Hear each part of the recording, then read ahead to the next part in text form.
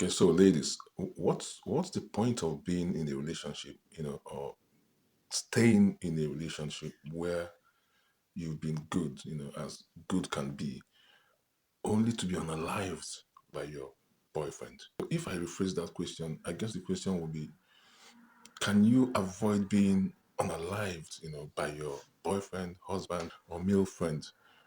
And the answer is yes, because there are always red flags. He'll always show you those red flags that will signal for you to run, but you choose to stay. And I'm going to give you 7 of those red flags, which once you see, run. I mean, once you see any of those 7 red flags I'm going to give you right now, run. And the reason why I say that is because there is an epidemic, there's a breakout of female unalivings by their male companions, either their male boyfriends or even husbands, for ritual purposes, particularly in Nigeria, especially in Nigeria. There are so many videos of guys carrying all sorts of components, of their girlfriends that they take to places for money, ritual purposes. In fact, one man unalived his mother, to shave the pubic so that he can take it to one babalawo, DB or whatever, to make money. And it's incredible, the kind of things that these youngsters are doing, these young boys are doing for money. I decided to make this video, because I stumbled upon that of this guy whose name I find unworthy of mentioning right now, who unalived his, he says it's his girlfriend, but the girl sister says she's not his girlfriend. However, he unalived her, dismembered her, stories that even ate the intestines. So whatever it is, the guy says he has no regrets. He had no regrets unaliving her. And what did she do, to deserve this brutal, gruesome death, that he extended to her? Nothing. Nothing. Absolutely nothing.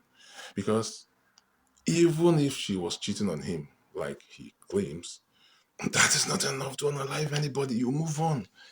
If if if if you find that your female companion is cheating, you move on, for crying out loud. You move on. I do not think that that is the reason. I think again it's the trend now. It's a ritual thing. Because the whole story, if you listen to it, but I'm not about the story. I'm about how young girls can quickly see red signs or red flags and somehow try at least to prevent themselves from being the next victim. So once you are about to enter a relationship, or you're already in a relationship and you begin to see any of these signs, or you see any of these red flags, don't stay in a relationship and end up in a body bag. You know, don't care about what people will say. Your life is at stake. It's your life you're talking about, and you have every right to protect your life. The first thing you should check is his faith. And then when I mean faith, I'm not talking about Christian, Muslim. Anybody can be a Christian or Muslim. I'm talking about, is it diabolical? How diabolical is it? If it's somebody that believes in fetish things, my sister, my daughter, run. Because it won't be long and you'll be the one that will be asked to bring. 2, physical abuse. Does he physically abuse you? Does he strike you? Does he slap you? Does he beat you up whenever you mess up, in quotes? Whenever he's angry, he gets physical. If he uses you as a punching bag, then you're going to end up in a body bag. Once you notice that he's physical, run. 3, anger issues. And the reason why I say anger issues is that some people may not be physical, but they get angry quickly. They are what some people call hot tempered. And when he gets angry, he threatens you. He raises his voice. He may begin to destroy things around because he he's trying not to touch you, but he's touching things around. He's hitting the wall when he's talking to you. He's hitting the dashboard if he's driving the car. When he's speaking, he's shouting. Sooner or later, he'll become physical. At that time, you notice that his temper kind of rises to 100%, just like that. It's a matter of time before he begins to descend on you. Run. Number four, what is moral compass? In other words, what's his view of right and wrong? Is he the kind of person that sees stealing as right under any circumstance? Is he the kind of person that sees cheating as right, oppressing people, intimidating people? Does he justify these things? In other words, if he heard that somebody stole money from somebody, for example, this 419 that we hear about, and he doesn't see anything wrong with it, and excuses it in any way, my sister, run. Someone who delights in deceiving people or in mistreating people will deceive you, will mistreat you, and if push comes to shove, will unalive you. Five, what is the moral compass of his friend or friends, if he has more than one friend? What do they think about these things that we just talked about? What are their senses of right and wrong?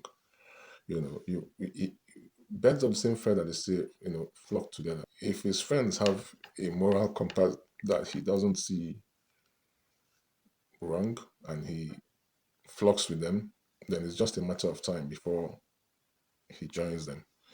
So you should be wary of it. It's a red flag. Run. Six, does he worship money? There are some people you see who overtly get excited. They get overexcited when they see rich people.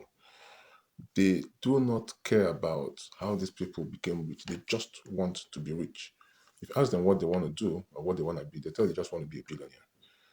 If he worships money and he's not thinking or he's not laying down the steps to getting there, he's thinking of just waking up and becoming a billionaire. He's not thinking of being a millionaire first. He's thinking of being a billionaire, but he has no ascendancy plan moving from point one to point two to point three to point four. In other words, he's on the fast lane. That's a red flag.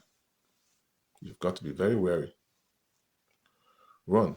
Rome was not built in a day. Most of the wealthiest people in the world, from Dangote down, they all built their wealth up. So anybody who just wants to wake up and grab it and run with it, those are desperate people. Though. Run. Seven. Who has he introduced you to, or who does he introduce you to? Is he Are you people just secret lovers where you just come, you stay in the room, and you go off? You don't get to meet his friends, you don't get to meet his family, you don't get to meet any of the members of his circle. You don't know his sister, you don't know his brother, his parents. He's never introduced you to anybody in his circle, in his life. Ha. Rono, that's a red flag. I mean, how can you be dating somebody or seeing somebody and you're close to that person and he's not introduced you to people who matter to him, people who are important in his life? If he doesn't do that, then that means he doesn't really appreciate you or he doesn't really value you. So, what are you doing with a person who doesn't appreciate you? Run. So, I beg you have to stay alive, or you must stay alive. Once you see any of these seven red flags, you're not going. Don't think you can change him. You're not going to change a man. It's very difficult, to change a man. You have to choose between staying with him as a risk or leaving him as a safety net. And after you've done all that, because it's not a perfect world, because nothing is 100% guaranteed, once you're going to visit anybody that you call your friends, especially your male friend, or even, your first date, or you're going to meet anybody, always leave a message, send somebody a text. I'm going to see ABC at XYZ. Always send the text to somebody just in case you don't come back, so that at least people will know where to begin to look for you. The worst thing that can happen to anybody is disappearing without a trace. At least if people knew where you went to or who you went to see, then it will become easier for the police to track him down, at least to put an end, to whatever might have happened. So stay safe. That's it.